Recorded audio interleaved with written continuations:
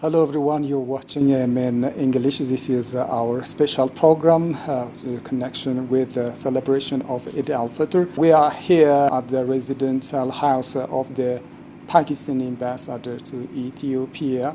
We're going to talk about the celebrations of Eid al-Fitr, how the celebration of Eid al-Fitr celebrated by the Pakistani people, and how the whole family celebrated the Eid al-Fitr in Ethiopia since they came to Ethiopia. And also we're going to talk about people-to-people ties between the two nations. And stay with us. Eid Mubarak. Well, Ambassador and your family, I really thank you. We are here just on the occasion of celebrating the Eid al-Fitr. The religious aspect of celebrating Eid al-Fitr worldwide is quite similar, but some cultural traditions and festivals vary between countries. Is there any special thing that's peculiar to Pakistan while celebrating the Eid al-Fitr? Thank you very much, first of all, for celebrating the Eid with us and giving us the opportunity to reach out to the brotherly people of Ethiopia to learn more about Pakistan and to bring two people together through public diplomacy. Pakistan also celebrates Ramadan and then end of Ramadan Eid with a lot of vigor and enthusiasm. As you rightly pointed out, the culture is more or less similar across the Muslim countries. In Pakistan, the Eid al-Fitr is celebrated with the families. The families get together. On the Eid day, all the people go back to their villages or to their hometowns, and then we have a big family gathering. That is the main thing. Take care of our poor people, give fitrana to them, on the Eid day or before the Eid day, so that they can also join in our happiness.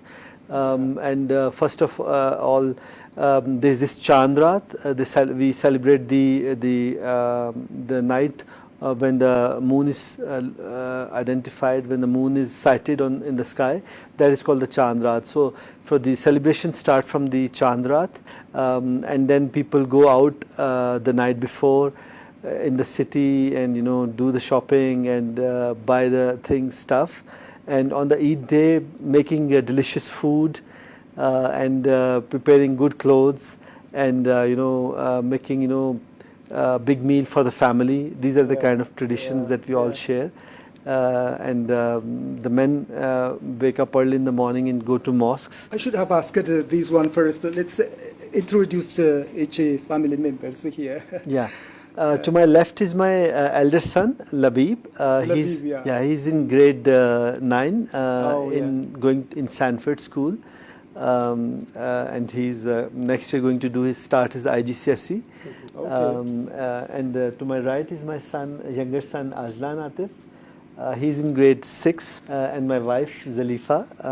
Yeah, she's housewife and the moving spirit behind the house, and a lot of success that I have is attributable to her hard work also.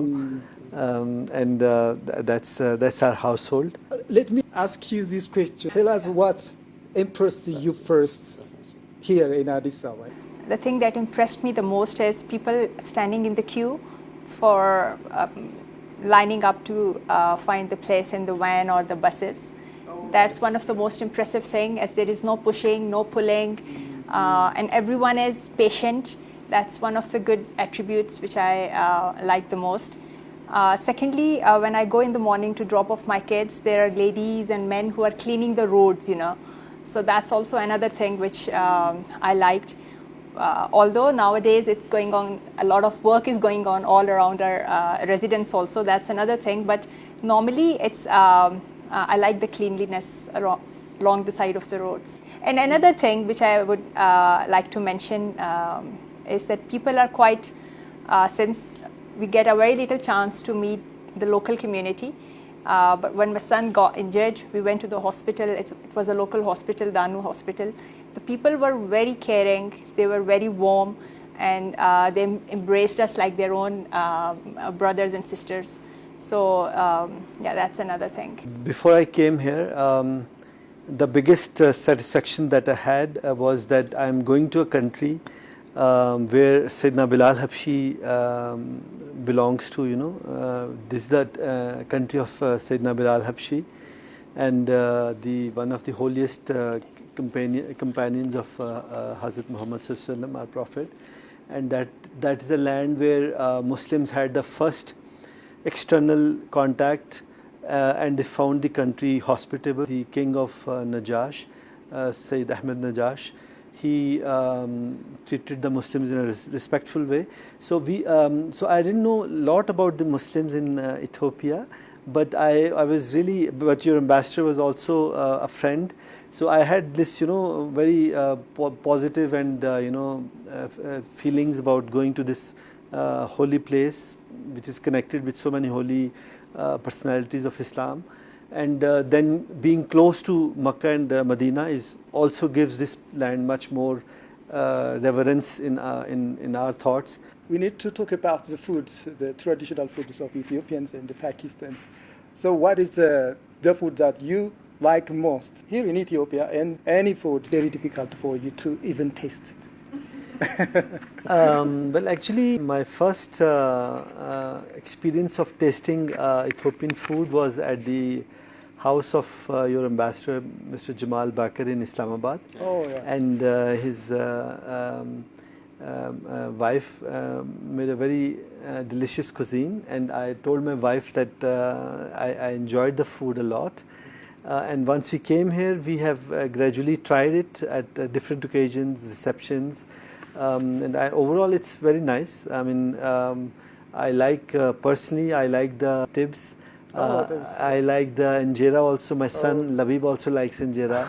Yeah, and we also like the this lentils. Okay, yes. What do you call misir or Misir. yeah, misir. Yeah, it's very similar to Pakistan.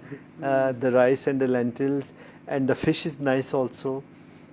So yeah, I mean, and the spice level sometimes seems a little high. Yes, of course. Yeah, but I think with the different kind of chefs or different restaurants, you can find something that is similar to your spice level. I don't find courage to try new foods very easily, and but still, I mean, a very close friend of mine, she's African, and she brought very nicely made injeras along with the sauce and what do you call it, tibs, Yeah. and a few vegetables.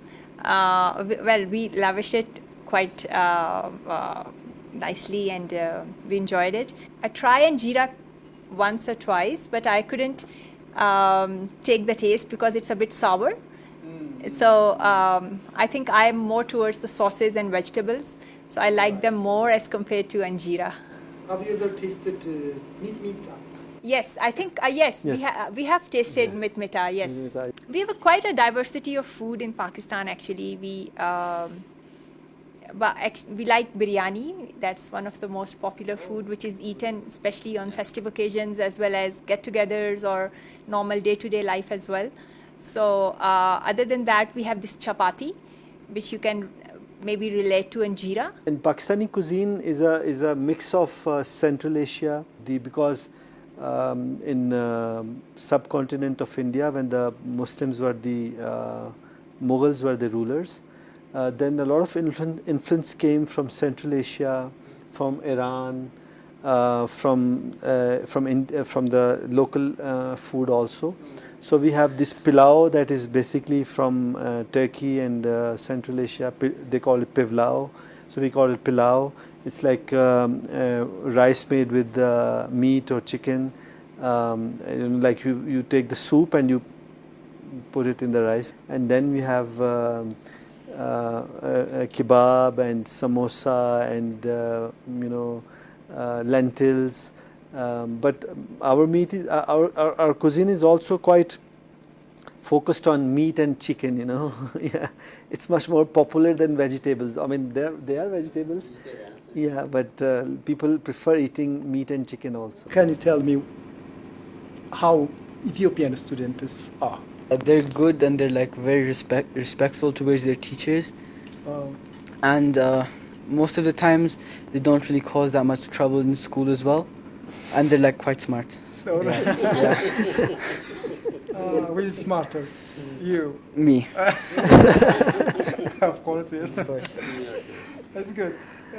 Anything to tell us what is just impressing, always impressing you? I think that they're very hardworking, because the first thing that was impressed on me when I came here is that even if they don't have a lot of money, even if they make a few sales in a day, they get like happy. So they're very hardworking and like very persevering. Pakistan and Ethiopia are both, fortunate and countries. We have both many common opportunities, common challenges, and we associate ourselves with Ethiopia. That both countries are large countries and have gone through similar history. We also had a lot of challenges. That was a new country. We didn't have any industry. We didn't have any hospitals, big hospitals. We did not have any weapons factory. We had very little army. But over the 70 years, there's a lot of things that we have achieved. That Pakistan has now become self-sufficient in food production. We make almost all fertilizer for Pakistan. We don't need to import it. We have now a reasonably good healthcare system. We are producing 70% of our own medicines. Our industry has quite diversified. Agriculture is our backbone, but on top of that, we are processing the food industry. Textile industry is there. We are making first time we are making our own mobile phones, and we are exporting to Tanzania. So I think all this is happening because of the hard work, and you are trying. People are very eager to learn. Ordinary Pakistani, their biggest dream is to make their children educated. So they will eat less, they will wear less, they will spend less on everything else, but they will invest in their children. Government also supports, but individually people are ambitious. Then because of these skills, a lot of people have gone to Gulf countries. A lot of people have gone to abroad, so they are also sending the remittance.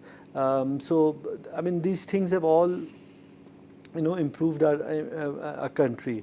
Right now, Pakistan is has a nuclear deterrence.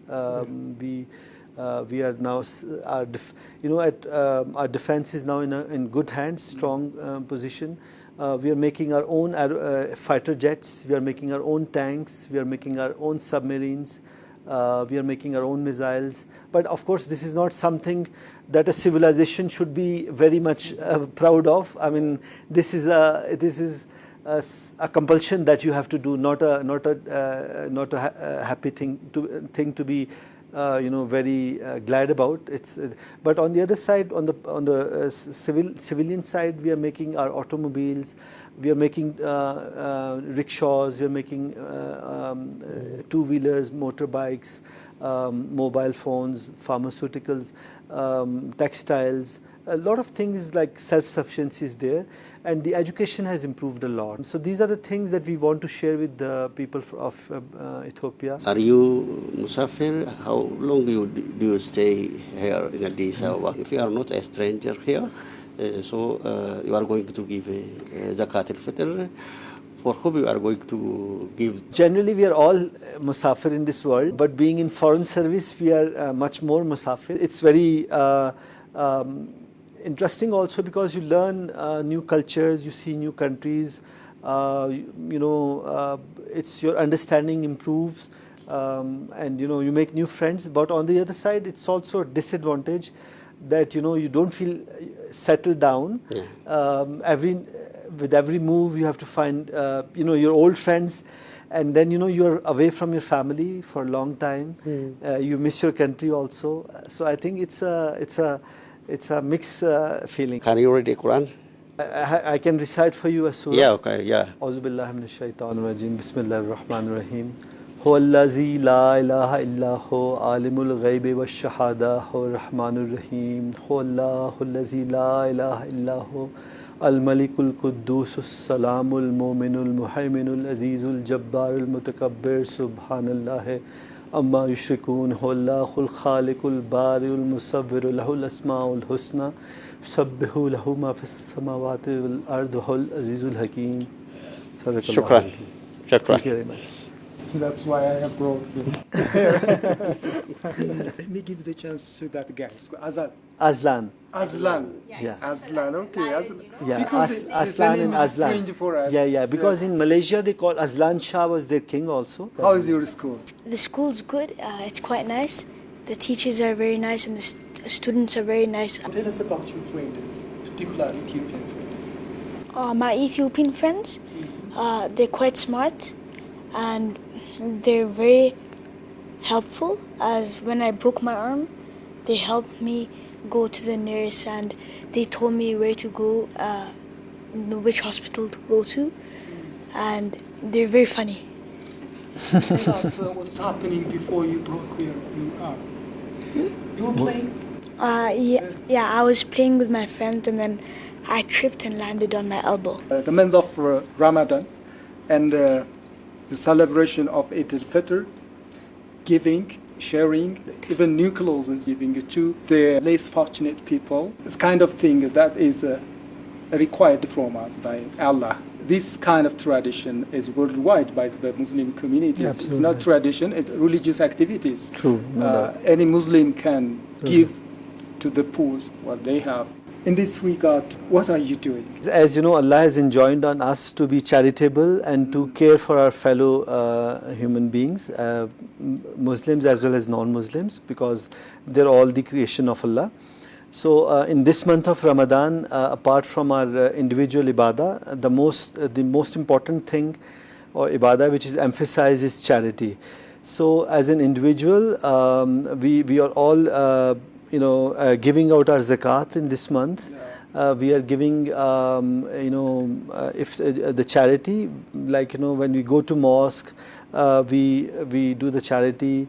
We look for the poor people who are in our neighborhood, who in our surrounding, and we try to help them out. For example, I don't want to disclose my deeds because it's better that charity remains between a slave and the creator. But for instance, I gave Zalifa some money. Zalifa, you find the people who are here and give them charity, give them in this holy month, help them out. There's a lady who came. And her mother wanted to have a eye operation, so I told my wife that you can help as much as is possible from our side, and then also while I also give, for example, the people of Palestine, even before Ramadan, I sent charity through a Muslim organization in Karachi for humanitarian aid to the people of Gaza, a couple of times. And then during Ramadan, my family, my friends, to the mosque, all these places I sent. But I am also mindful of the people in Ethiopia. There are brothers and sisters also, and we try to help them out here also, because they are now our immediate neighbors, I wish them all, my prayers are with all of them, and I wish them all the best. And especially, it's a privilege and it's an opportunity to get the whole month of Ramadan, and Allah salawatu gave us strength to overcome the whole Ramadan, and we have fasted. So it's also a blessing upon all of us being Muslims. And another thing is that what I would like to say throughout the Muslim community, that do not forget those people who are not as fortunate as we are. Give charity. Okay. I'll be happy to. You're doing this on the occasion of holidays or No, always? we are doing it throughout the year. Diplomatic spouses Throughout only. the We do year. it throughout the year. We They have collect the money, they raise the money through different activities, and then they give to different NGOs, different humanitarian causes. My every night is up outside, so Oh, I won't be able that- to eat it. Yeah. because the reality Turkish is that. ambassador is, So you're heading to there now. exactly. Oh. There. So Ambassador, And thank you and your family, everybody Mr. here. Muleta also works for the Romeo. All of one we have in the residential house of Pakistani ambassador to Ethiopia. This with the ambassador and his families here. We would like to say Eid Mubarak to your family, ambassador, Eid to Mubarak. you. Eid Yeah. Mubarak. And Through you, we also want to say Eid Mubarak to all the people Of course, Ethiopia and yes. all the brothers of Ethiopia. The same goes to the people of Pakistan and the people of Muslims around the globe. And we say again, Eid Mubarak. Eid Mubarak. Yeah. Eid Mubarak, yeah. Thank you.